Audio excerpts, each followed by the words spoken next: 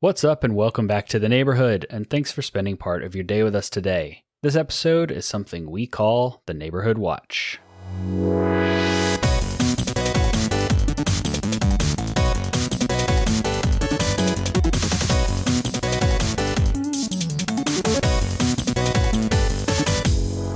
Welcome to the podcast where three longtime friends talk about video games from the average gamer's perspective. My name is Andrew Kimball. I'm Dylan Wren. And I'm Aubrey Summer. And we are your friendly neighborhood gamers.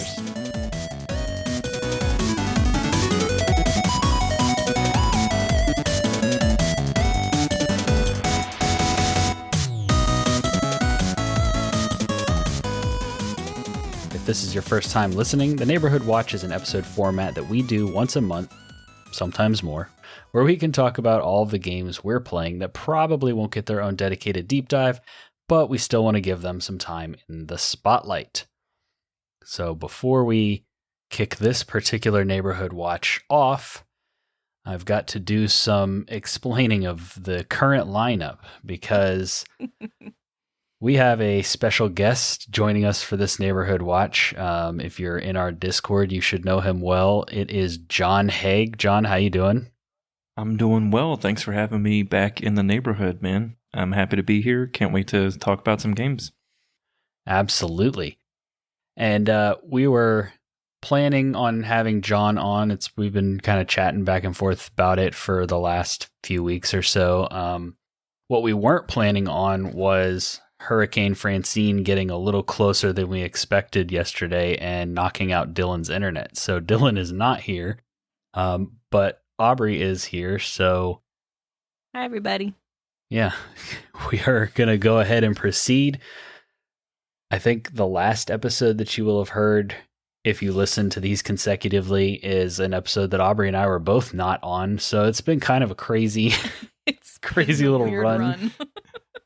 But yeah, we're very excited to have Jon back on the show.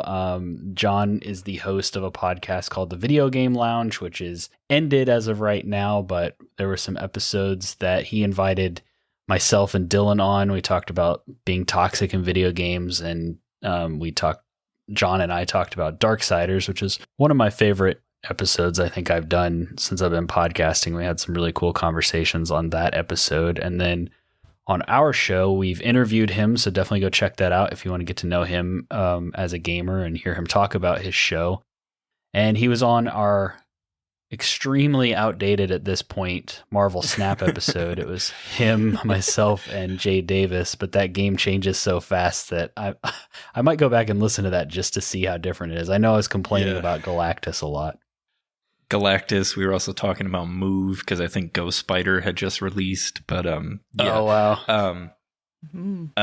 So the episodes that Andrew was on, the Darksider one, I believe, is episode 38 of Video Game Lounge, and then the one with Andrew and Dylan both was episode 30. So if you're interested in those, please go back into the backlog, give them a listen. They were really fun. Two of my favorite episodes that I've recorded, not just blowing smoke, but genuinely like good conversation, especially the toxic one with Andrew and Dylan was just like the way that episode just morphed into a really genuine conversation between four people was one of my favorite like podcasting moments. So please go check that out if you're interested.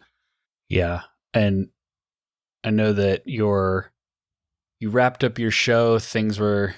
It was getting kind of tough for you and your crew to line up schedules and things like that. But I enjoyed some of your later episodes as well on the Video Game Lounge, where it was you I know you had Ryan from Listoff come on a few times, and I thought it was really good right up into the end. I was a fan of the way you creatively kept it going, I guess is what I'm trying to say. Yeah. Yeah. A lot of fun. All right. So let's go ahead and talk about some of the games we have been playing. So Aubrey and myself are currently playing a lot of games for future content. We've teased our game swap month that's coming up. We've got stuff that we're playing for that. Dylan has been complaining about playing Death Stranding in Discord quite a bit, and I've been playing that a little bit alongside him, but I'm not going to really talk about it a bunch here because we're going to do a full episode on that game. But I have been playing a few things, but I want to kick it over to Jon first because he is our guest, and I'm curious to hear what he's been playing and what he's been enjoying. So, Jon, why don't you kick things off?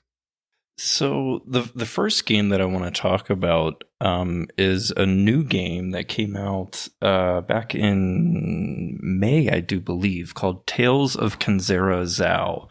It was kind of produced by EA Originals, which also helped out with A Way Out and It Takes Two, among other games. They kind of just help independent studios get games out. And so this game was picked up by them. It was done by Surgeon Studios is the developer, which is run by actor and voice actor Abubakar Salim, who most people would know as Bayek from Assassin's Creed Origins. Yep. Very cool. And yeah, his journey from actor and voice actor to game director is kind of neat and kind of cool. But this game was developed by his studio. It kind of revolves around the loss of a parent, and it's a metroidvania game. It kind of has like Wakanda, like African vibes kind of. And overall, I'm really enjoying the game so far. It is, it's got some really nice combat. You have different kind of powers and get to different elemental attacks and things. And the Metroidvania aspect really, I think, plays out pretty well in this, where you kind of see things that you know, hey, I'm going to come back to this later once I get certain power-ups or certain abilities or fast travel and that kind of thing. The look of the game is absolutely astounding to me for such a small independent studio. Just the UI, everything about it looks really, really cool. A lot of like purples and golds and things. I mentioned the combat. It's pretty fluid. And the story is really, really good. As someone who lost a parent early on in my life, like kind of this adventure that you go on trying to, I won't spoil the story here, but the adventure you go on due to the loss of a parent is really, really cool. I do enjoy it. And Abubakar Salim also voices the main character. So there's kind of already knowing like him as an actor just from some of the TV shows and the games that he's been in, like, I was like, man, it's cool. It's like, man, I'm running around as Bayek again, kind of, but totally different thing. Some of the things that I will harp on though is that while the combat is really cool, it starts out like, okay, cool, you get an enemy or two, maybe three starting out, and then there's a part in the very first level, like not very far into the game, where they throw about a dozen or 15 guys at you, and you have kind of limited skills at this point, and you're like, what the hell? Because it's like a thing you need to fight through to continue the story and this particular quest in the beginning. And it took me about a half dozen tries to get that part done. There's a couple of platforming issues too, where you have to hit the buttons within a billionth of a second from one another to get the right kind of jumps and things. But overall, really enjoying the game. How long to beat has it at about 6 hours, 6.5 hours for completionists. So it's not bad. I got it off of PS Plus, so it was a game on there. So I'm about halfway through at this point. Really enjoying it so far. For doing the effing gamer scale at this point, I'd give it like a B plus. Nice. B plus. How is the like my thing with Metroidvanias is like I don't like getting like stuck, because sometimes you'll have, like, this happened to me in Blasphemous, it's happened to me in a few, where it's like I have a couple directions I could go. One of them definitely feels way too hard. One of them seems like it's locked off, but maybe I could figure out a way. I'm not really sure exactly where I'm supposed to go. Something I really liked about Metroid Dread was that I always felt like I had momentum behind me, whereas in some Metroidvanias I'll like stall out and not really know what to do next. Does Kenzera kind of keep the momentum going, or have you gotten kind of stuck a few times? No, I haven't gotten stuck. I think the way that the game is designed, you get some of those kind of paths that you're talking about, where it's like, okay, I can the map in the UI is actually really, really genius, I think. And they can show you an entire level and you can see all the areas that you can actually access. Oh, okay. But there are times where you come across something and you're like, okay, I can go up to the right or I can go up to the left. But the way that some of the things are actually that you see in the world and how they're kind of labeled, they almost look like symbols out of like Horizon. So they'll glow and it's like, oh, this is an area that I can interact with. And then once you've interacted with it, the glow goes away. So it's like kind of a dead end. And at the end of this dead end, there might be an ability or some sort of secret or, you know, some extra experience points or something like that. And that's okay, cool. Now that I've finished that path, now I can go back kind of onto the main one. It's kind of neat in how it's designed and what you can do. Yeah, I remembered hearing a little bit about it when it was announced because Critical Role Productions was helping produce it a bit. Yeah, but then that's true. I didn't hear like anything about it ever since, and it kind of filtered to the back of my brain. So I'm glad to hear it. It's turning out pretty well, and it's pretty fun. Yeah. I'm at a point now where I'm finally getting some kind of new enemy types, and it makes the levels, especially the ones that I'm in now, a little bit more difficult. Like, not that I've had to restart anything, but like, you know, platforming and stuff as they are in Metroidvanias, you're using, you know, the platforming to kind of either help or hinder you, essentially. So it's kind of cool having the vertical aspect to the combat and being able to interact with either the environment or the enemies in different ways. So it really, for an independent studio, probably a AA studio that was picked up by EA Originals, it's pretty fluid in its combat, and it feels really, really good. Nice. Cool. It was one that was on my radar specifically from like the Game Awards when Bayek came out and told us about it, and then was talking about the story of how it was about the loss of a parent. And then it got like you said, B's kind of like 80s for its reviews and stuff. And I was like, okay, that's one that I'll keep in the back of my mind to try later. I didn't realize it was on PlayStation Plus. I recently subscribed to that to get access to Death Stranding, actually. Yeah. Plus some other games. So now that I know that, I'll probably go download it and check it out, because it was definitely one I wanted to try. Yeah, and it's like I said, it's a relatively short game. I haven't finished it, but I think it's somewhere between 6 and 7 hours to complete. Cool. Well, I'm going to jump off of that. I'm going to talk about a 2D game that I have been playing that is not a Metroidvania. It is a roguelite. And that is Elsie, which at the time you're hearing this episode, my review for Elsie will have been out for a little while on YouTube. And I also have a video on some beginner tips if you do decide to play this game and you want to hear my thoughts on some things I feel might make your journey a little bit easier. But I felt like I should probably talk about it on the podcast as well. It's not one of those games that we could spend an hour and a half necessarily picking apart on a deep dive. But it is a really good game. I had a good time with it. I actually still have it installed on my PlayStation 5, so it's one that I may go back to. But similar to you, John, with Tales of Kenzera, I gave it a B. It's a solid kind of Mega Man bullet hell inspired roguelite where you're running through these.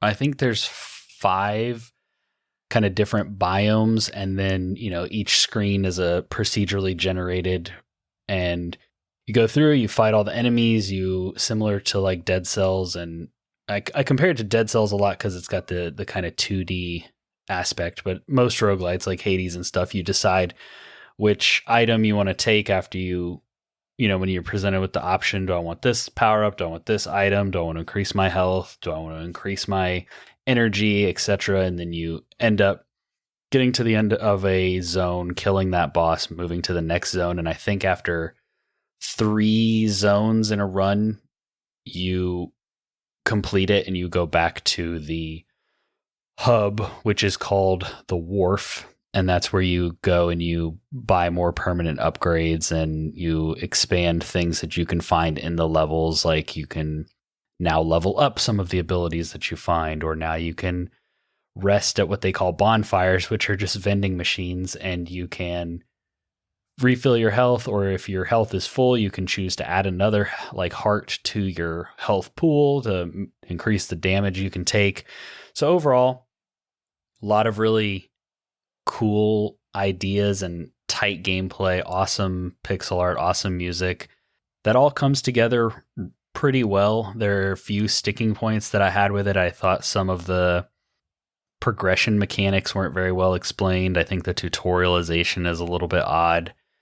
And I think that it's kind of easy, which in my review is something that I put in the like pros and cons column, because for some people it could be a good starting roguelite 2D bullet hell kind of game. But if you're used to these kinds of games, like me, I think I died in maybe like 2 or 3 runs, but most of the time I would get to the end and would just go back to the hub and start over from there. So, something to think about going into it. I actually got a review code for this game, which was really cool. A rep from Playtonic reached out to us and asked if we were interested. We made some content on the demo, and then they sent us a review code. So I was able to play it pre-launch, and our review went up on embargo, which was really awesome. It's the first time we've been able to do something like that. So shout out to shout out to Playtonic. That's really cool. That's really cool. But yeah, like legit now or something.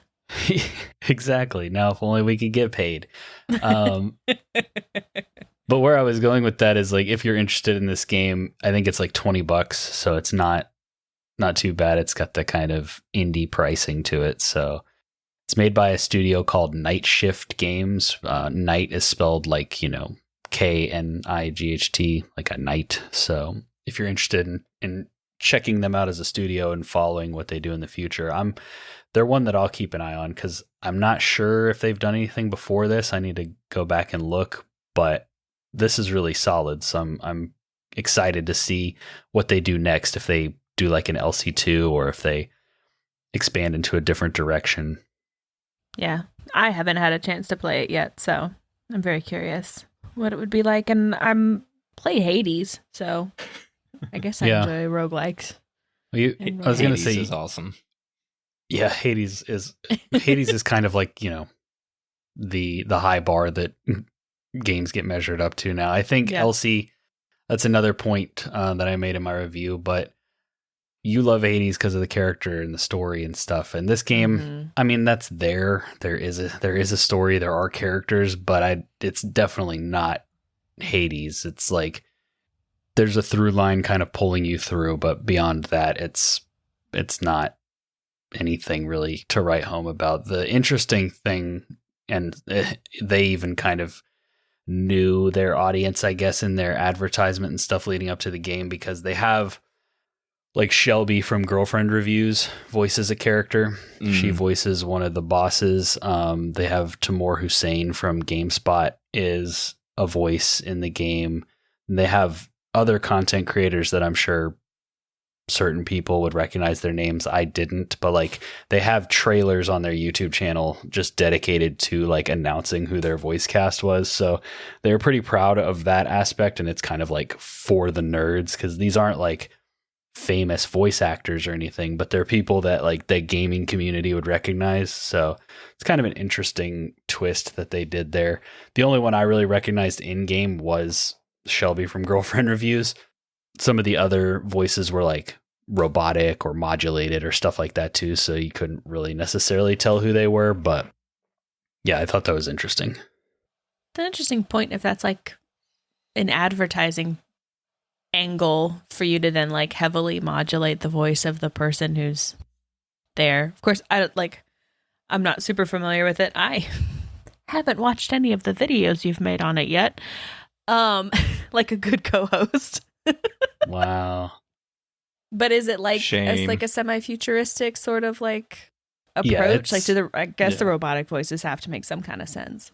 It's all like dystopian future. Like Elsie is an android. Basically, the setup of the story is that there's a world that was ravaged by natural disasters. So this doctor. These are like the kind of Mega Man influences. This Dr. Gray creates these androids that can control these weather phenomenons, but then those robots kind of go mad and decide they're not going to do that anymore. So then the world is devastated. And so Dr. Gray creates Elsie as like the ultimate android, the ultimate weapon to go track down all of the other androids that have rebelled and figure out why they've rebelled, what they're like, basically get them back doing their job. And, you know, there's hints that maybe Dr. Gray is not necessarily the good guy. And, you know, there's a little bit of mystery and a little bit of like, oh, this is kind of interesting, but like I said, it's no Hades or anything. Well, yeah. The video that you made for the embargo was pretty cool because the game like has some shades of like Dead Cells and little Hades, little Vampire Survivors in there too. It looks like a combination of some really cool games. Like they drew inspiration from a lot of cool stuff. So your video on it like made me go, okay, cool. I'm going to bookmark this one. Another one for the backlog. Yeah, for sure. Nice. Well, good. Yeah. If you ever get around to playing it, you'll have to let me know what you think. Yeah, for sure. And then you mentioned bonfires, and I was just like thinking, like, God, Dark Souls has now made every game just need to have bonfires now. Yeah, I don't know why they called them bonfires or campfires or whatever. It was something like that, and I don't know why they call them that because it's literally a vending machine. There's like a vending machine where you can rest to either refill your health or like increase like health, stamina or whatever. And then right next to it, as you eventually unlock it, there is a vending machine that like lets you upgrade your abilities that you've found throughout the run so far. And so I don't know, why they called them that. They could have definitely come up with some sort of better name that fit the aesthetic and the theme of the game, but it is what it is. So yeah, that is Elsie. Let me throw it back to you, Jon. Something else you want to talk about? Yeah, I a game that you've actually covered on your show with some two really great guests, Eric from Unlockables and Ryan from the List Off podcast. I finally rolled credits on Final Fantasy 16, and nice. I went back and listened to that episode, and I was like, man, I'm in line with everything that you and Ryan said about the game as far as like overall verdict and just your likes and dislikes. It was a really good game. Really, really high highs and some lows. I won't say that they were like really low. It was just more like the lows just stayed for too long. It's like a roller coaster that like has a really big hill and then it just takes so long to kind of get back up. Oh no. Like especially in that middle section, but the first third and then the last third of that game are just some of the best like scale moments that I've ever seen in a video game. Like I always talk even about, compared to God of War. Yeah, even God of War. I was just going to bring up like I was blown away in God of War 3 with that opening fight against Poseidon. Just had never seen something with that grand of a scale. And then you're climbing Mount Olympus and you're on the back of the Titans and stuff. I was just like, man, this is peak gaming in 2005. And then here we are several years later and you're like, man, yeah, I've never felt so small compared to how big the set pieces are in some of those icon fights. But it was really, really cool game. Music was absolutely phenomenal. All the little towns having really cool and distinct music and more like guitar and acoustic setting stuff, like for kind of more medieval setting, which I dig as someone who also plays guitar. And it even got me to like look at some of the sheet music for the game. I'm trying to learn the Founder's Footsteps, which is the Martha's Rest song, and then once I'm done with that, I'm gonna try to do Sid's Hideout, or Sid's Hideaway. Was it Hideaway or Hideout? Yeah. I don't remember, but I'm really not sure, cool. But I love that track. Yeah, really cool jam. So like that game got me back into like trying to play more guitar actually. So really, really fun game, and I think I'm gonna pull the trigger eventually on the DLCs. So yeah, I have the DLCs sitting in my wish list, but I haven't committed to them yet. But that was a game where PlayStation or whoever, Square Enix, they released a demo, and the demo is kind of that whole first section where you're playing as the younger version of Clive, and it ends on that huge moment at the end, which I guess I won't spoil here in case people want to go play it, but like I played through that demo, and it was a game I was already interested in because they were advertising like Game of Thrones inspiration and like darker tone and more mature, which Final Fantasy like drifts into silly a lot of the time. Yeah. And so I was very interested in the more like mature tone. But when I played that demo, it was like an instant, oh, yep, I'm buying this the day it comes out. There's no way. I can't see how I have to see what happens next, to which that demo got me. Yeah, true story. I had a buddy of mine recommend me the demo. He's like, dude, it's free. Go download it. It's like the first 2 hours or whatever it was. And I played through it and I got to that end, and we won't spoil how that demo ends, but I ended up going onto PSN and saw that it was on sale for $40. I was like, yoink, give me that. I ended up playing it, downloaded it later, and started playing it like a couple hours later once it downloaded, and just kept right on going. I was like, hell yeah, this is my jam. That's so cool. Yeah. Back on the music, Final Fantasy, even before I played a game, like I had found like sheet music for Final Fantasy music to play like on the piano and stuff. Like they've always been so good about their score. Yeah. Final Fantasy is probably, I think that the way that you and I, Aubrey, kind of feel about Zelda music and have like that nostalgia, and also it's just like objectively great, is how like PlayStation kids feel about Final Fantasy music, sure. Like Final Fantasy VII especially. Mm-hmm. Yeah. My unpopular opinion is that Final Fantasy X has the better soundtrack, but you know, I'll die alone on that hill. It's okay. I was gonna say I can't. I don't know enough about Final Fantasy to argue with you. I mean, I feel like 15, which is one of the only other ones that I've played all the way through, I feel like it had decent music, but it played on nostalgia a lot by like letting you listen to music from the older games when you were driving the car and stuff. And so it was like, I don't remember thinking this music's bad or anything, but it doesn't really come up in conversations when people are talking about like the best Final Fantasy music. No, it doesn't. It's an unpopular opinion, but I stand by it.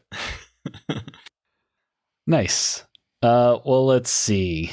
I did play some that's not like on our prep this past week. Oh, you didn't put it in the docs, so you know. How am I to talk about it? I don't put anything in the doc. Well, what have you played, Aubrey?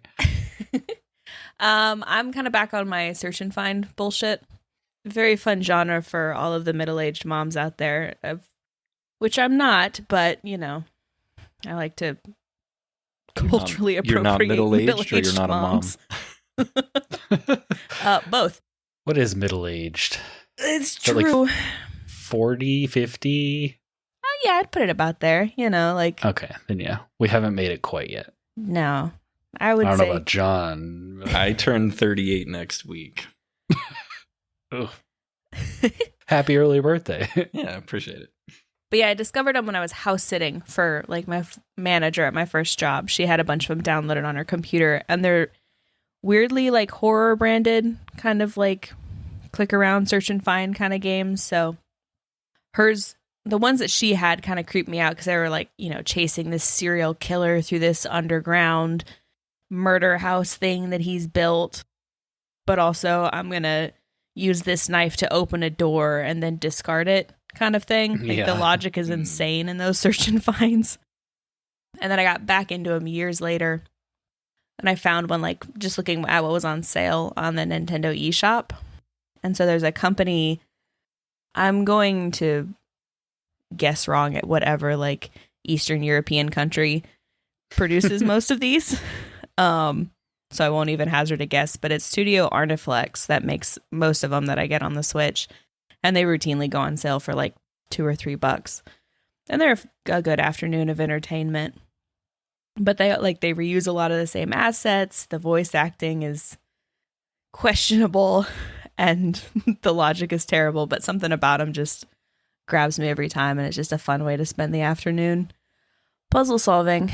And there's some truly bonkers plots that they come up with. Like the one I'm playing right now is set in like a magic school type thing, but we're not like trying to do a full like Harry Potter parody or rip off or anything. We're just like, yeah, you're a young adult who has magic and the school got attacked by gargoyles. Go. Like, kind of level of concept, but I've played like a pirate themed one, a medieval themed one, a ghosts in an alternate dimension themed one. Like, it's truly just like bonkers, some of the settings that they'll put.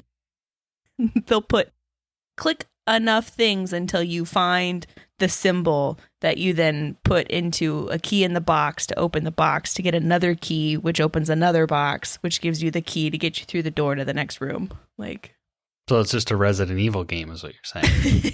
Yeah. With way worse graphics.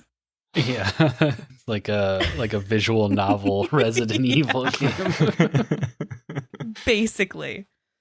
Well, I mean, I always figured somebody had to buy those games on the eShop, but now I know who it is. Yep, it's me.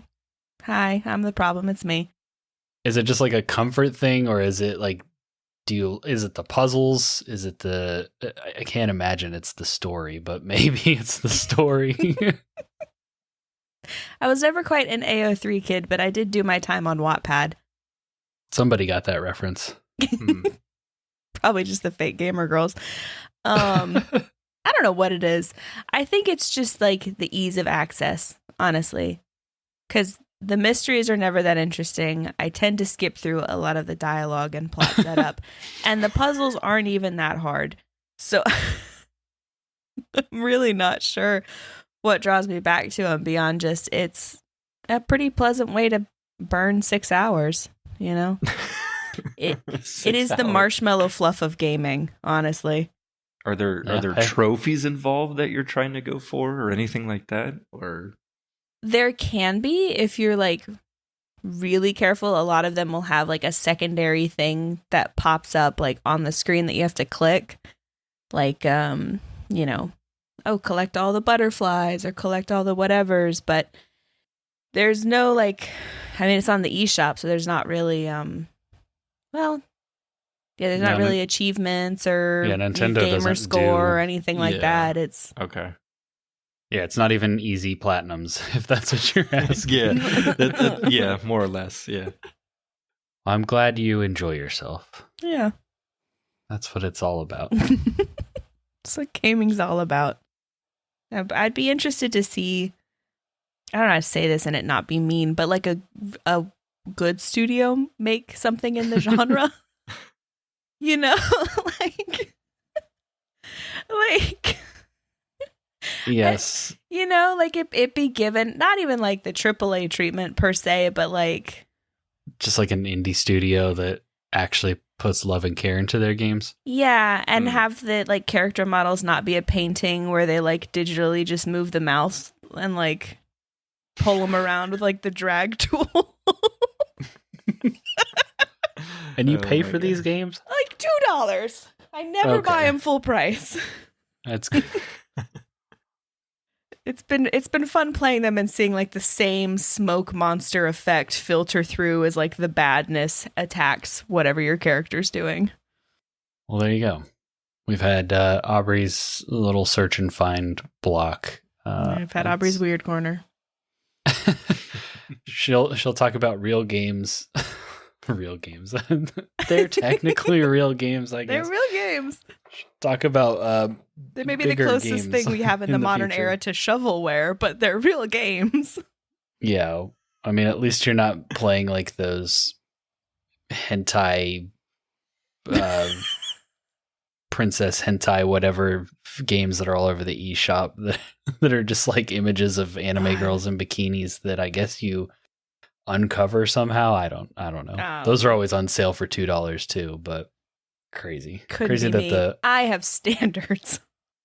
It always kind of amazed me that the like family oriented company in Nintendo just like doesn't regulate the eShop at all, really. Like there's just any kind of shovelware nonsense on there, but Mm-hmm. I don't know. Well, I don't think we could have Jon on, or I couldn't have Jon on, and I'm sure this will be extremely boring for you, Aubrey. But Jon, you've been back into Marvel Snap recently, and I never stopped, so we're gonna have to talk about that a little bit. Well, I'll be back later, guys. Yeah. See ya. Back in it after like a 6-month break. I did get Infinite last season on the very last day with like literally 4 hours to spare before the new season started. But that is last minute, yeah. But hey, congrats. Yeah, first time hitting Infinite in like about a year, because back in January before I quit, I was at like 97 and just couldn't get past it, and I just basically rage quit. Yeah, I've had days like that. Getting that close to Infinite and not getting it is like, oh man, I'd rather just be stuck in the 60s or 70s. But yeah, back into it, playing a bunch of different decks and styles. Finally, getting some of the cards that came out during my retirement or my lull period. Your hiatus. My hiatus. And yeah, it's been equal parts fun, and you know, as Marvel Snap can do, it's just like, oh my gosh, it's sometimes a game just makes you not want to play it, whether it's locations or just the RNGesus is not on your side. Yeah. And seems to always be on your opponents. But I am having fun. I'm currently in the 80s for this current season, so trying to climb back up in Infinite. I know, Andrew, you just hit Infinite like a couple days ago, right? Or yeah, I'm not sure what happened, but last season and this season, I don't know if it. I think what finally happened was it finally clicked. You hear like we both watch like Cozy Snap, and I watch a lot of Regis as well, and they talk a lot about like seeing your lines and like when to snap and stuff. And I think I finally that's clicked for me, where it's like I need to see like, oh, I have a win condition now in my hand, I can snap, or I don't, so I won't, or knowing when to retreat. Like I've gotten anytime somebody snaps on turn 6, I'm out. Like I am not staying in that game. Very rare occasions where it's like I look at the board, I look at my hand, and they snap, and I'm thinking there's no way. And then I might stay just to see. Yeah. But usually if it's like you waited till turn 6 to snap, I know you have what you need to win. I'm not going to stay here. I'm out. And so exactly. Just getting more strategic about like the games themselves as opposed to like the cards in the game. And then I think last season what helped was I was playing kind of a weird off meta deck, and I think that helped it. It just super countered Airshim, which a lot of people were still playing, and so I was able, anytime I matched up with Airshim, I pretty much could snap and I would probably win. And then it also, I still buy into the conspiracy that there's some sort of card-based matchmaking that happens. 100%. I'm with you. Because like I'll be playing Zoo, for example, and I'm just playing against nothing but other Zoo decks. And then I'm like, well, you know what? Since all I'm seeing is Zoo decks, let me switch to Destroy or something that has a Killmonger. Yeah. And then I don't see another Zoo deck at all. And all of a sudden I start seeing more Destroy decks. Yeah. And so I think they match on like core archetype cards. So like they match on a Deadpool, or they match on, in Zoo it would be like Marvel Boy, or like some of the cards that have come out for Zoo recently, but also just like the obvious Khazar and stuff like that only gets played in that deck. And so because I was playing this weird like half discard, half Darkhawk deck with a little bit of Clog, like it was just a really bizarre kind of amalgamation, but it worked really well. Like it flowed really well. You pretty much had something to do every turn, and you had some surprises. Like you had a Moon Knight that could only discard a Proxima from your hand, but it could hit anything in the opponent's hand. So just little things like that people weren't really expecting at the time. I think that helped me get to Infinite last season and also helped me kind of learn what I'm talking about like win conditions and when to snap and stuff. And I think I'm still not perfect at that. Don't get that impression, but I think I'm starting to understand that element of the game better after I've been playing it for like 2 years solid now. When did it come out? 2 years. Yeah. It was 2022. Yeah. Like September was the beta, I think, of 2022. Yeah, I want to say it launched in like December. I probably started playing it maybe early 2023. So I think I started in season 2.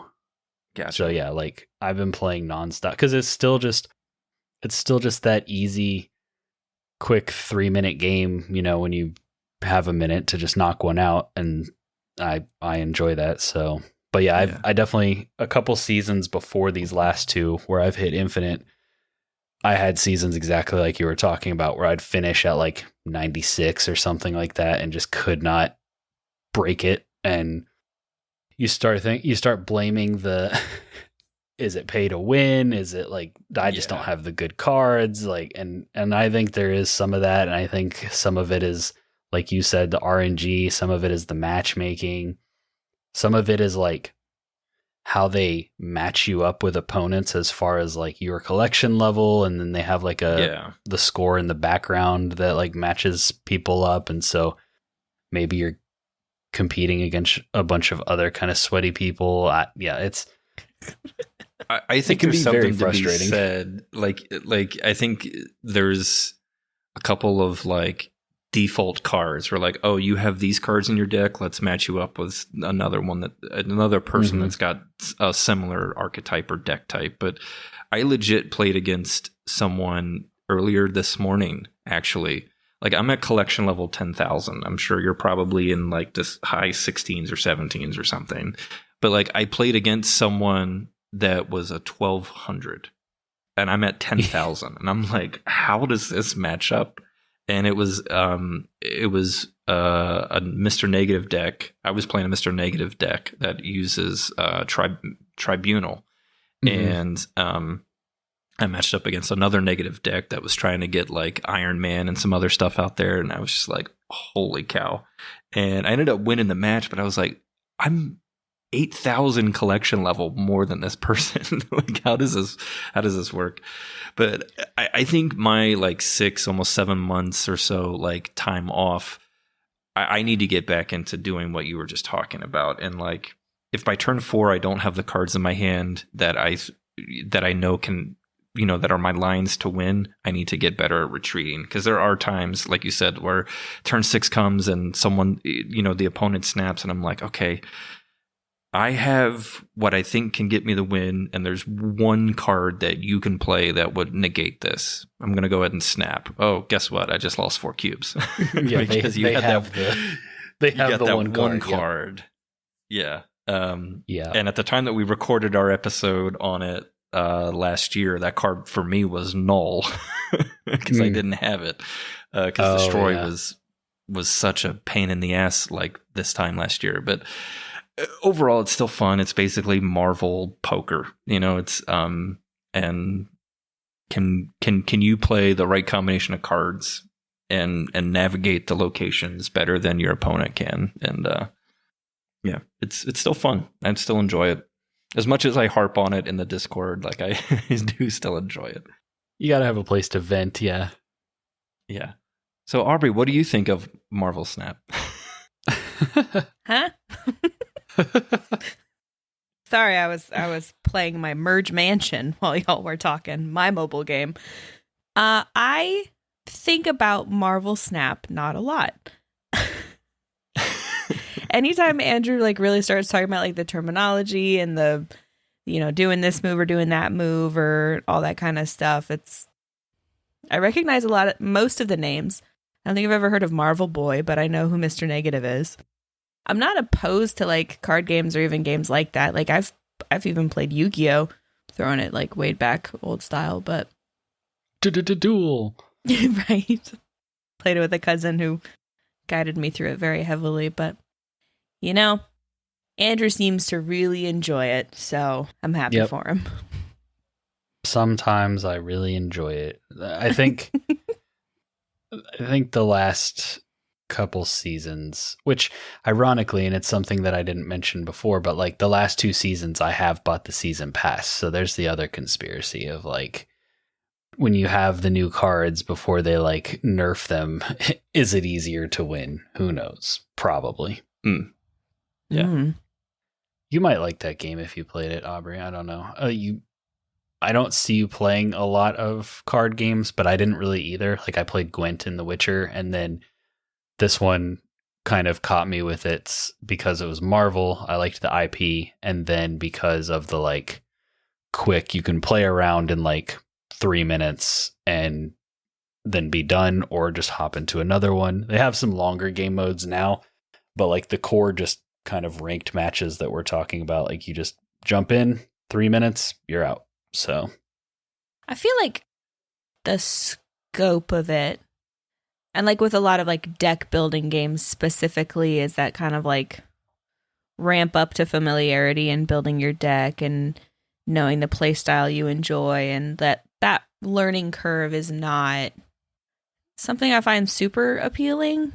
I've played some deck building games, but I've never like, I guess they must provide you with all the cards and stuff. Like you do season passes and whatnot, but it's not like you're having to actually like buy card packs to gain access to. You don't buy cards, and it's something that some people don't like about Snap is that card acquisition is kind of slow because they are intentionally trying to keep people from just buying all the best cards. But they do start you out with like they do it in pools. So like they give you all the pool 1 cards, and you start unlocking pool 2, pool 3, etc. And they do a good job of like you're talking about deciding your play style, because they have like very distinct archetypes of whether you want to like discard cards from your hand, or whether you want to destroy cards on the board, or whether you want to like stack power. But the other thing that makes it kind of newcomer friendly to the genre is that you only have 12 cards in a deck. So your deck building and your crafting that you can do is limited to 12 cards. It's not like some of these other games where you can have like twice as many or more in your deck.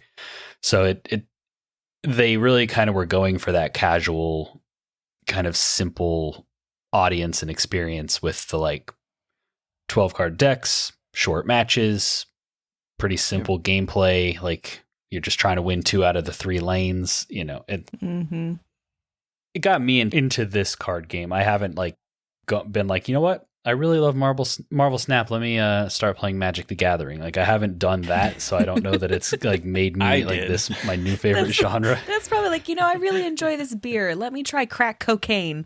Like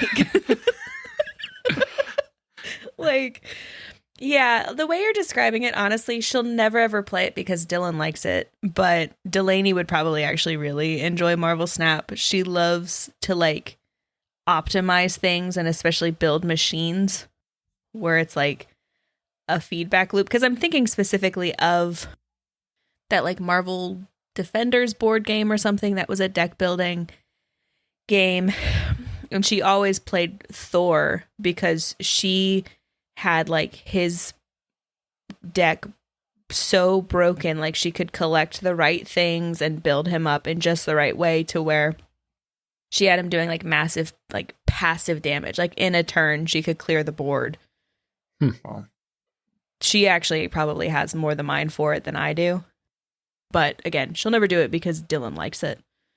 That, or she'll do it behind his back for years and, you know, add him as an anonymous friend and slowly destroy his spirit by beating him constantly. But, you know.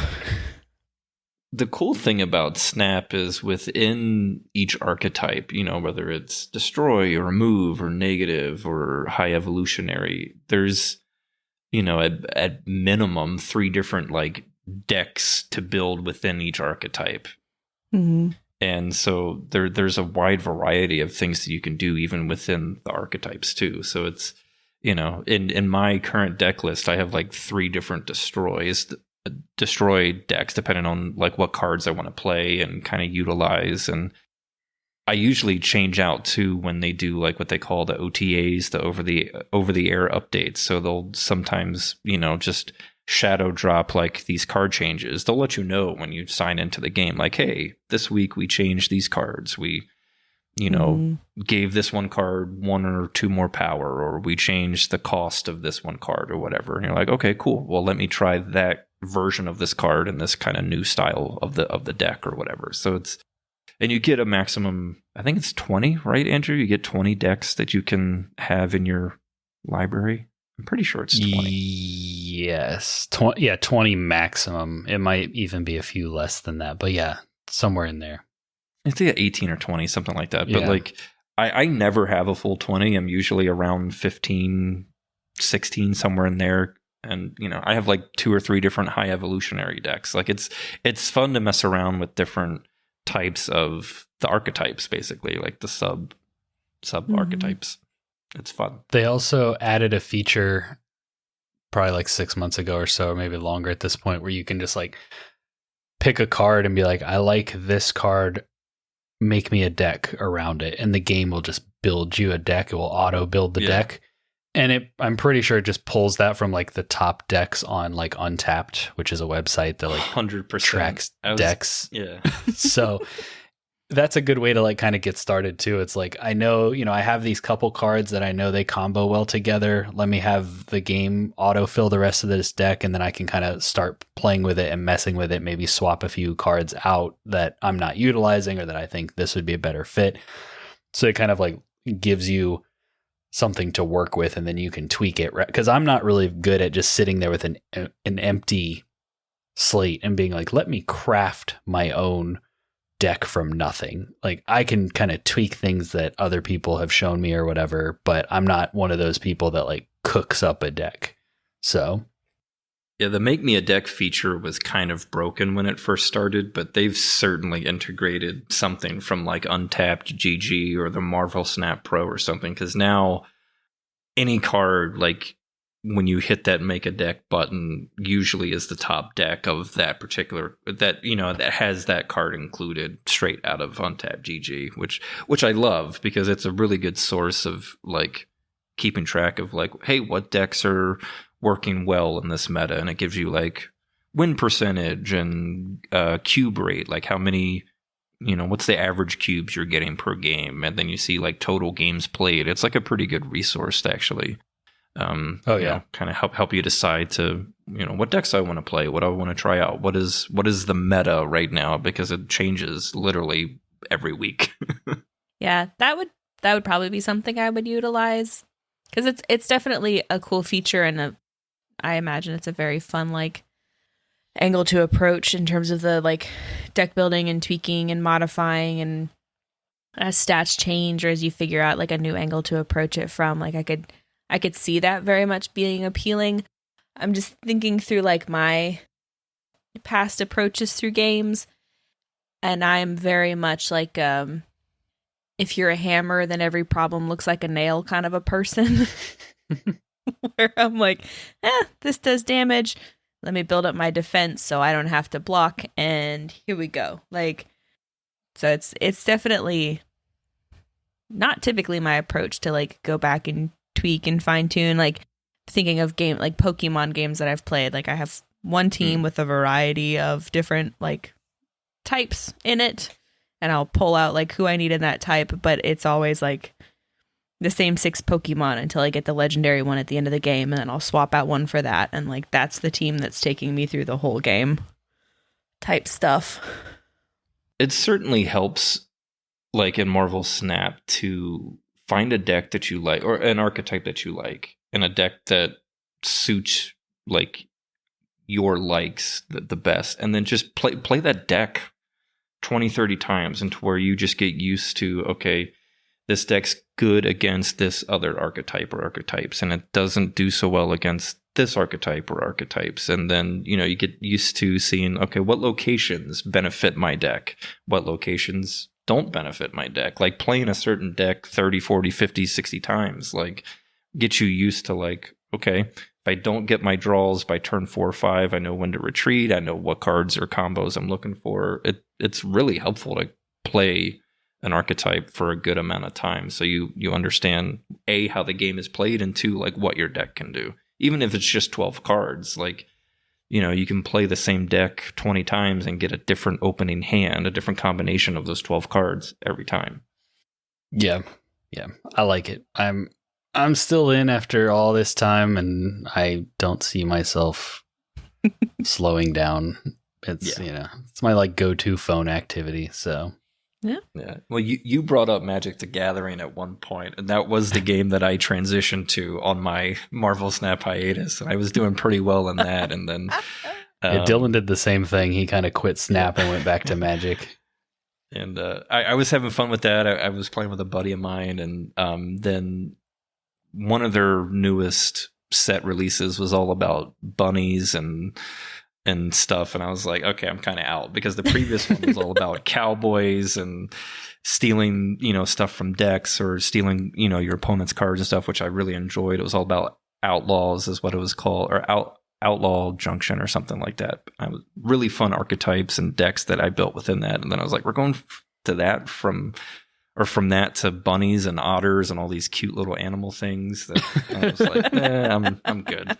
I'm good. Let me check in on Snap. And now I've been back for, about a month or so.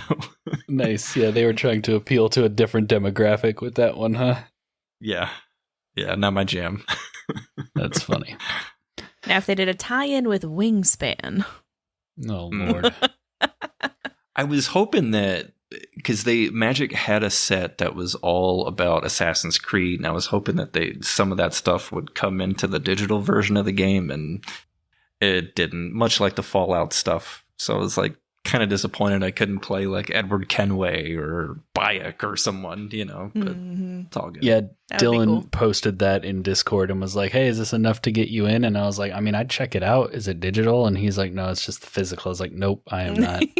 Yeah, I'm good. Not doing this physical. I'm not going to find other people to play with in real life. I'm not going to do that as an activity. Like, I can't do that. I can play a game on my phone, but I'm not going to go find like a Magic community to play with. That's just too much for my life right now. Don't blame you. Cool. Do you want to shout out any of the other games on your list, Jon, before we roll into our closing segment? So I wouldn't consider myself much of a trophy hunter, but when I fully enjoy a game and I go, I want to just do everything within the game, see what it has to offer, I'll go, get the platinum, like as on a PlayStation game. And so I did get the platinum trophy on Jedi Survivor. Nice. And nice. It's more of like a laborious like trophy to get. It's more kind of time consuming than hard. I'd put it at like a 4 out of 10 or something. But it was really fun to do like all the bounty hunter missions and get all of the one thing that I did have trouble with actually was you have these little collectibles called the priorite shards, which you exchange in your marketplace in the main planet Kobo. And one of the trophies is tied to collecting all 100 priorite shards and buying everything in that shop. And then you get a trophy for buying everything in the shop. And I was like, okay, cool. At some point you get a map upgrade for BD1, your little droid, and it can show you where they all are on the various planets. And I was at 98 out of 100. And I was like, I can't find these other two. And the one thing that I'll harp on both those Jedi games is the maps are freaking, they're not great. They're absolutely horrible. But on your main planet of Kobo, there's like 3 or 4 different levels. And the 2 priorite shards, one of them was in the Lucre Hulk, which is like the big C-shaped like spaceship with the big ball in the middle that you go into. One of them was all the way in the top. And like you have to take this long 3-minute elevator ride all the way to the top and do a bunch of wall runs to get it. And I was like, okay, that didn't show up on the map. And then the other one, I won't spoil what popular Star Wars monsters in this area, but one was in like a basement watery area. And I was like, oh, because you have these little droids, these little like bronze droids that also have these shards, and you don't know it at the time when you first come across them, but you have to kill them and then they dropped the shard. And there was one in this area that I saw early on in the game. I didn't have like the lightsaber throw or any force grab or force push to do anything to this little droid. So I had to go back down there and get it. And I was like, oh, cool. Now I finally have all 100, but it took me forever. I was like searching online, like 98 out of 100 Priorite shards. Where are these other two? And like one of them is tied to the Nekos, which is like the horses, like not really horses, but like the horses on Kobo. You have to take one and put it in the stable area, go to a save point and come back, and it will have pooped one of these shards out. Oh my word. I was like, I found that out on my own. I did that not knowing that I did it, and happened to come back and saw one pop up on the map. And I was like, oh my God, there's one in this stable in this poo pile. Awesome. So I was like, okay, well, that didn't help. And so people were like, oh, check here. And I was like, okay, I'll just keep running around the map. But eventually got it. And it was, I think it's my 11th platinum. Really enjoyed the game overall. Like, such a fun game. I don't think is as good as Fallen Order, but overall, like a solid A for me. I think on your gamer scale, the effing gamer scale. Nice, yeah. We talked about that game a while back, and I think Dylan and I were both in agreement that we liked the gameplay improvements quite a bit. We enjoyed playing the game better than the first one, but the story and like the big moments and stuff of the first game were way better than the sequel. So it was kind of like a switch, with one you get the gameplay improvements, with the other one you get the better story stuff. Yeah. Cool. Well, with that being said, let's go ahead and roll into our closing segment for this episode.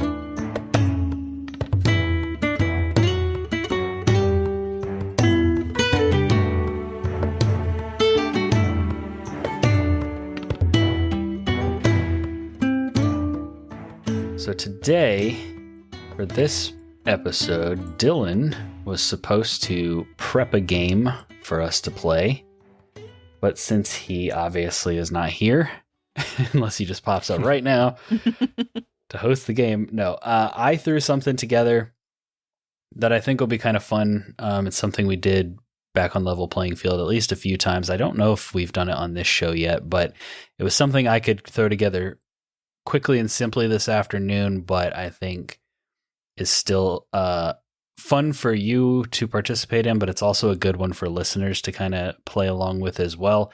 And that is a spin on the game 20 questions. So what we're going to do is 100 questions. Ooh. I have 5 games that you two will need to, it's basically you two against me. I'd be like the house in this situation. Okay. You have a pool of 100 questions. So you will go in order, the order of the games that I have on my list, and you're asking questions about the first game. Then in as many questions as you get it, whether you go past 20 or you get it before 20, you have the remaining pool to keep going. So you're trying to get the 5 games in the total 100 questions. Ooh, gotcha. Okay. Cool. Now, obviously the questions that you ask will reset per game as far as like, if you ask, is there a female protagonist or something for the first game, that won't necessarily be true for the following ones. So just throwing that out there. 5 times? Yeah, exactly. They're all from the same series. So, so if you guys are good on the concept and the rules, we can kick this thing off. I have a little counter over here on my other monitor to try to keep track of the number of guesses. So we'll see how this goes. Okay. Aubrey, ladies first. Okay. Is it? Don't ask if it's an RPG, because we know don't know what that is. I don't know. I have no idea what an RPG is. Not a clue. Everything's an RPG. The Chat GPT episode had me dying. Just, oh my God. It was so much fun. It was something else. Okay. Is it, I don't know why this is the first question I thought of. Is it like an Xbox exclusive? No. Okay. Aubrey, you messed up the first question. The first question is it The Witcher 3? No. Good guess, though. Damn it. It's always a good question. Did it come out in the last 5 years? No. Research on the fly. Yeah, no, it did not. We asked Xbox exclusive last 5 years. Is it a PlayStation exclusive? It is not a PlayStation exclusive.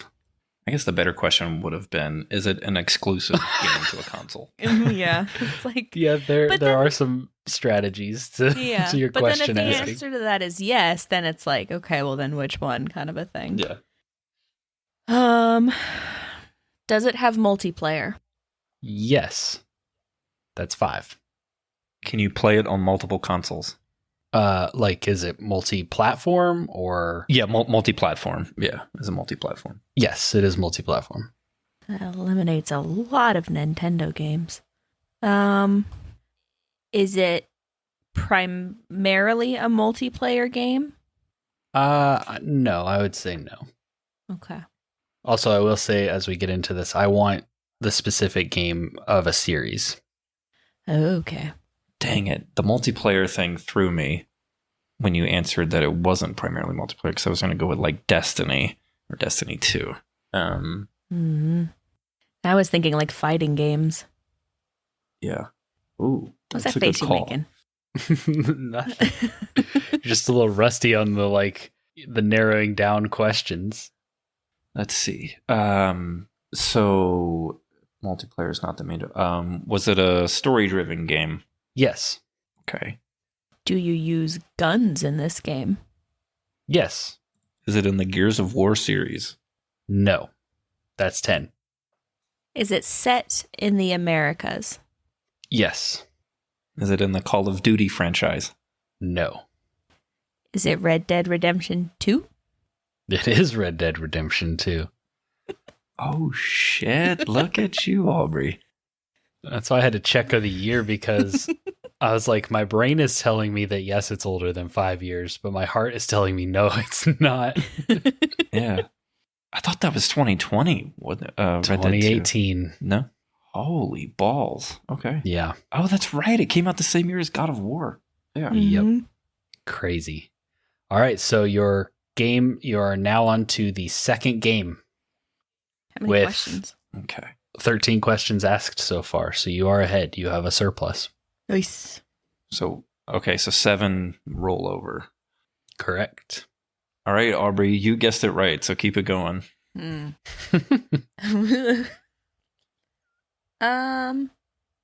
it a shooter? No. No. Neither first nor third. Only because now we have 6 surplus questions. I'm going to keep it going. Is it The Witcher 3? No, it is not The Witcher 3. Is it set in like roughly our like planet Earth? Like it can be alternate timeline or whatever like that, but like it's not in a fantasy world. No. So it is set in like a fantasy space, whatever, like Yes. okay. Is it an exclusive? Like a console exclusive? Console No. exclusive, yeah. That doesn't help me. I don't know that shit. I played Hellblade thinking it was Horizon. Even though that was like the first question I asked last time. Okay. Not roughly really on our Earth. Not an Yeah, what a exclusive. weird way to ask that question. Is this fantasy? Is this sci-fi, you could have said? But no, is this But on that some would've made sort it- of... That would have made it 2 questions instead of 1. Okay. No guns. Not The Witcher. Well, he didn't say no guns for this one. Well, I asked if it was a shooter and he said no. Oh, okay, fair point. Never mind. Shut up, John. I mean, they use guns in Assassin's Creed, but I would describe that as a shooter, but most of the sci-fi games I know are shooters, so more fantasy. Is it third person? Yes. Does it have multiplayer? No. See, my brain is like spinning out in a panic right now because I'm like, it could be Pikmin.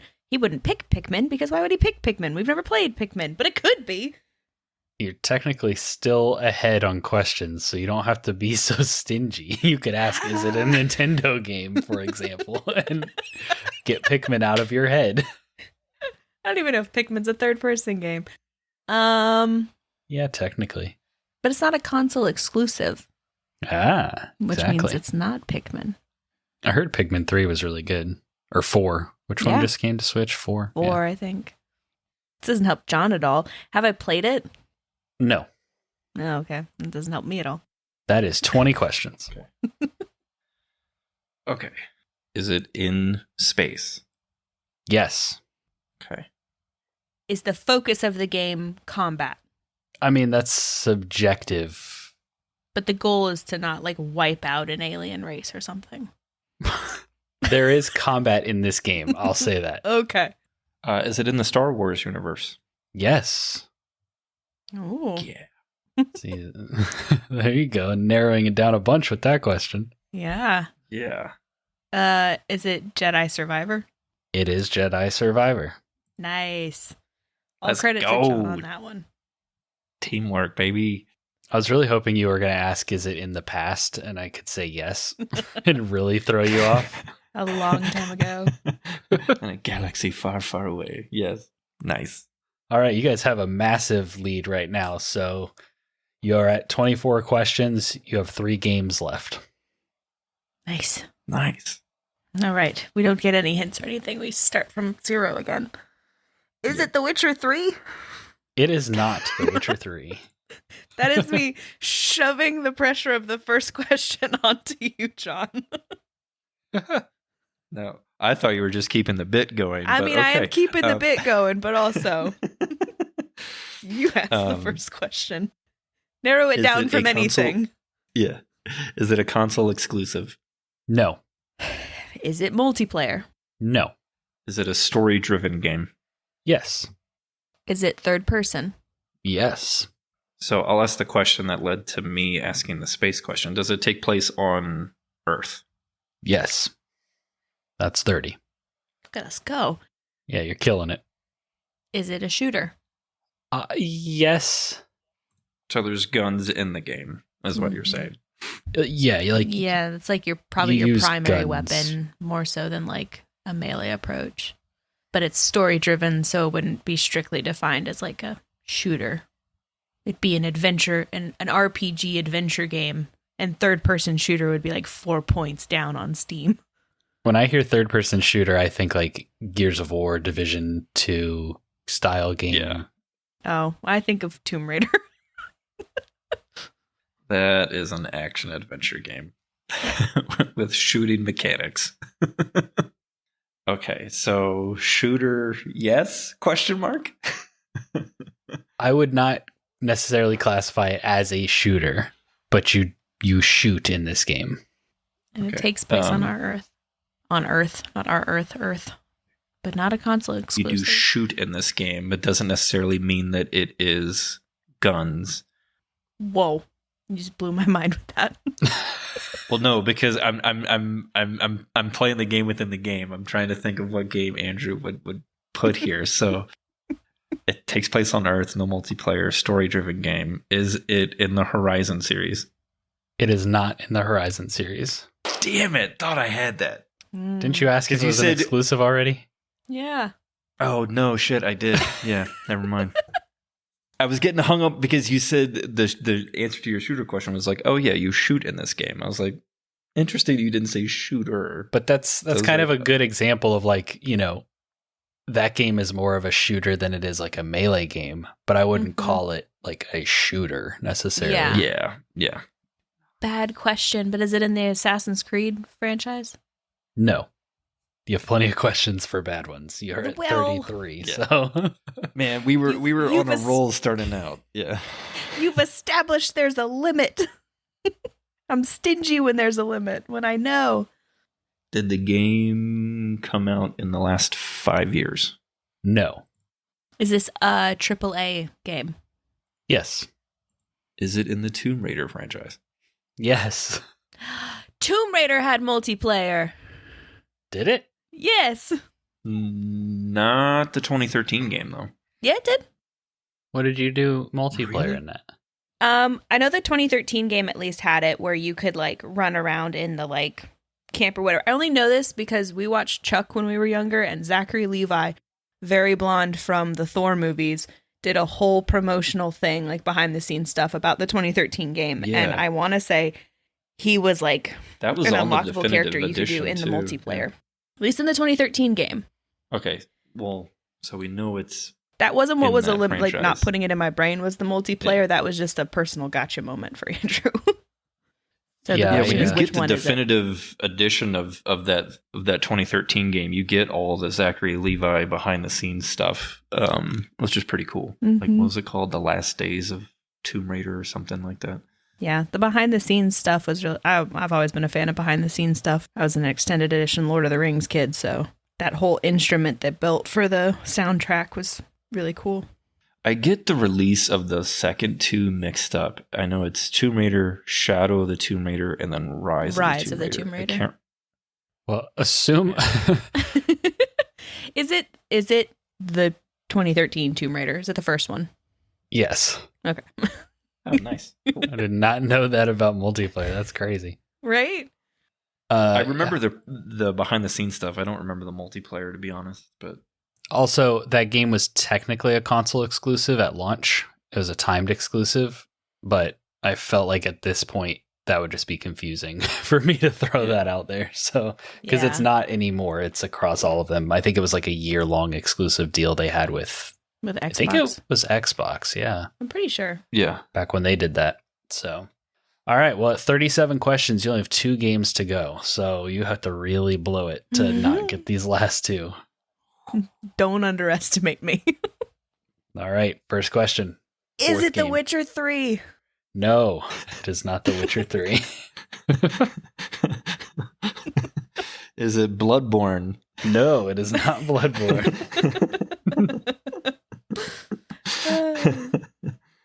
Is it Elden Ring? Nope, it is not Elden Ring. Okay, But man, if we got it with one of these, how cool would that have been? dude, that would have been pretty cool. 55 questions for the last Out of the millions of games it could be, we've narrowed 3 of them down. You're at 40 questions now, so so Okay. close. Yeah, let's buckle up. All right, is it a console exclusive? yes. Ooh, Now we got to figure out which console. right? What is a console? No, I'm over here like, is it like developed by a Japanese game studio and primarily released in Japan? Because then like that either eliminates Sony and Nintendo or it Just ask, is it Sony? And then we can just keep going. is it a Sony exclusive? Is it a PlayStation exclusive? Yes. Hey! So this one's for you. Is it in the Spider-Man universe? No. Ooh. Damn it. That would have been too good. Is it in the Final Fantasy universe? No. Ooh. Did the game come out in the last 5 years? No. Was it developed by Naughty Dog? Yes. Is it The Last of Us? It is The Last of Us. Let's go. Nice Yes. work, Aubrey. It's a tricky question. Has it come out in the last 5 years? Well, Yes and no. not originally. If you had answered it like that, that would have immediately narrowed it down. Yeah. All right, you have 53 questions to get this last game. Nice. Yes. Is I it should The have put some Witcher? Is harder it The games Witcher on 3? No, it is not The Witcher 3. Dang Because I knew this would happen. Go ahead, Aubrey. Yeah, you asked if it both was kind The of Witcher asked that. 3. You asked it at Oh, the it's same the same time. time. We asked it at the same time. Yeah. Okay. Well, is it a console exclusive? No. Is it a first-person shooter? No. Is it set on Earth? Yes. Is it an RPG? What is an RPG, really? I mean, if you really break it down, It doesn't help. Is there a talent tree? I would say, no, this is not an RPG. That's all I know.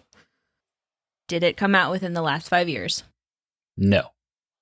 I like how we asked that, like, there have been just so many games that have come out in the last 5 years. I mean, there have been, but also, like, the hiccup from COVID Like the amount of games that still came out in 2020 during the pandemic or just after is still boggles my mind. 2020 was crazy, and then last year was crazy. Yeah. Considering that like every single game, most games that released in 2023 either started development or were in the middle of development while COVID was going on. It's crazy. All right, so is it a third person adventure game? Yes, it is third person. It is third person. Okay. Is it in the Assassin's Creed franchise? Yes. I knew if you didn't go with The Witcher, there was good odds of the Assassin's Creed. Yeah, if I do this again, I'm picking way harder games. I'm going to be picking games like Mega Man Battle Network for the Game Boy Advance or something. Well, but see, for the first like couple rounds, I was like, I mean, maybe he'd pick Sphinx and the Cursed Mummy. That one doesn't have guns. Like, that's a third-person adventure game. Those are the kind of games that I will be going for next time, because you guys have 45 questions left, and you could literally just use them to guess every Assassin's Creed at this point. Good. You can start at the beginning and work our way up. Hold on, let me pull up the Wikipedia. Okay, but what's funny to me is some people call like Origins and Odyssey and Valhalla the RPG trilogy, but I wouldn't necessarily consider Origins an RPG. And Origins is his favorite. Elements. And we were talking about Abubakar Salim earlier. So, is it Assassin's Creed Origins? It is not Assassin's Creed Origins. Ah. Okay. So we got to go before that. Yeah. Is it Assassin's Creed Black Flag? No.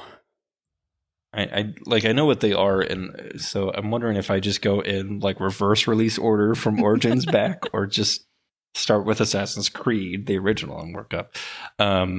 Is it the original Assassin's Creed? No. No. Okay. You've really played as Altair.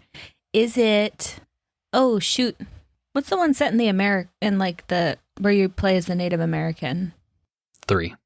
Oh, it's just 3. I thought it had like a thing like Odyssey. Is it Assassin's Creed 3? No. Not Connor. It is Connor. No, I know it's Connor, but that's not the game you picked. I can remember the like protagonist names almost better than like the game names. He had a Native American name though too, which is like really hard to remember. Ratuna Kadun. Yeah, it was like really. It's like, is it Assassin's Creed Connor? Is it Assassin's Creed Bayek? Is it Assassin's Creed Ezio? Like, so we know it's Assassin's Creed. Is it in the Ezio trilogy? Yes. Is it Assassin's Creed 2? Yes, it is Assassin's Creed 2. Nice. You have successfully guessed Red Dead Redemption 2, Star Wars Jedi Survivor, Tomb Raider, The Last of Us, and Assassin's Creed 2 in 61 guesses. Woohoo! Nice. You have taught me how much harder I need to make this next time. Looks like about 40%. Congratulations. Thank you. Thank you. Great job, Jon. Good job, teammate. Good job, Aubrey. You guys did excellent. So now is the part of the show. Jon, if you have anything you want to plug, if you have anything you want to shout out, I know that the Video Game Lounge, it's still up. You mentioned earlier the episode numbers people could go check out if they want to listen to the Darksiders episode or the episode that Dylan and I were on for. Is there anything else you would like to shout out as we bring this thing to a close? I'd like to shout out, and this is the first time I'm mentioning this, so this will be an exclusive for this podcast, but starting in October, the doors to the lounge are going to be open again. Hey! Nice. Congrats. So coming back into the podcast world. So yeah, kind of relaunching Video Game Lounge. I'll have a co-host with me that was on, I think, at least one episode of VGL before, but yeah, kind of a relaunch of the show, and still involving video games and beer. That's exciting. Which were kind of like our two staples. Yeah. So yeah, I've kind of been bitten by the podcast bug. I have been on this show. I was on the Retro Olympics as of this recording, about 2 weeks ago, I think, and then I have a couple other guest spots coming up too. And I was like, man, I've missed this. I want to get back into it. I have an idea of what I want to do for the Video Game Lounge. And so there'll be new episodes starting in October. Very Hey, nice. congratulations. That's fantastic. Thanks, man. Yeah, appreciate it. Nice. You heard it here first, unless he announces it Heard it before here this first. episode comes out. We heard it here first. So, Yes, we heard it here first. Cool. Yeah, no, that's exciting. I'm glad to see you getting back into it. Like I said at the beginning, I really enjoyed the vibe of the Video Game Lounge, the casual. The name suits it very well. The like kind of casual, have a beer, chat with your friends kind of nature of the show. And I don't know what you're planning on doing for the reboot, if you're going to shake that up or whatnot. But I'm excited to see what you do with it because I know you. I know the feeling that you're describing of the itch, obviously, as someone who has had a show end and then came back, and then I've started a secondary YouTube channel with a different kind of creative goal and stuff. Like, I know that creative itch that you're talking about, so I'm excited to see what you do with your platform. Yeah, appreciate it, man. Yeah, so stay tuned. Details will follow very, very shortly. Sweet. Awesome. Aubrey, what do we have going on YouTube? Videos and stuff. Yeah, hey, I don't know why Dylan doesn't say that every week. Yeah, we got videos and stuff. We put videos out. You typically review sometimes should you play this? Very occasionally I'll wax poetic about games people don't, care that much about. I don't know. I could pull up the schedule, but there's games. There's lots of content about Souls likes on there. If that's what you're into. Yes, there is. The Elsie review, the Elsie tips video. Check that out if you are interested after hearing Andrew talk about it and want some more truncated, thoughtful advice or a glimpse. I hear those are nice. Yeah, I've heard that as well. I watch the YouTube videos and they've been amazing. So again, not to blow smoke or play grab ass, but the quality that you guys put out on your videos is amazing. And even on your second channel where you're reviewing games for parents who have kids that are going to start playing games, I enjoy those. I watch those and I'm like, okay, cool. I'm going to file a couple of these games away. My son is 9, so and he's into Mario Kart and Sonic and stuff right now. So some of those games have been cool to just get a parent's perspectives on them. So I'll plug it for you. Go watch the YouTube videos. Yeah. Thank you. And you get cool little snippets. Like if you watch the one for Assassin's Creed Mirage, my favorite thing that Andrew did in that video was, I love the setting of Assassin's Creed Mirage. And then camera cut to Dome of the Ass. Yes, I did that on purpose. I was chuckling while I was editing. Cracked up. Yes. Gotta sneak in some of that middle school humor in there whenever you can. Yeah. I think so. The Elsie stuff will have been our most recent, other than the podcast episodes get posted there every week as well. I think at the time this comes out, whatever the video of that week will be, Dylan is going to do a video on Dredge. I'm pretty sure he 100%ed that game. He really, really liked it. So I think he's planning on doing a video for Dredge. So you can be looking forward to that. As far as the podcast goes, we have just a few more episodes, maybe literally just 1 or 2 before we will kick it into October content, which we're planning to kick off with our Death Stranding episode as kind of a tone setter. That game is sort of spooky.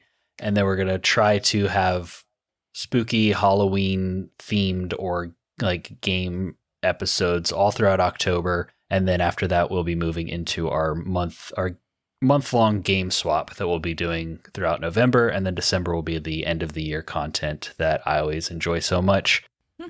So the podcast is really ramping up. I'm excited about the stuff we have coming down the pipe for that. And as far as following us, keeping up with us, we're on social media, but the best place to come hang out, if you want to come chat with Jon, Discord. We are on Discord, our server. Yeah. We have channels for music and movies and discussing podcast episodes, posting memes, whatever. So if you want to come hang out, tell us what you're playing, actually interact with us a little bit, interact with people in our community like Jon, that is the place to do it. So definitely come hang out if that sounds interesting to you.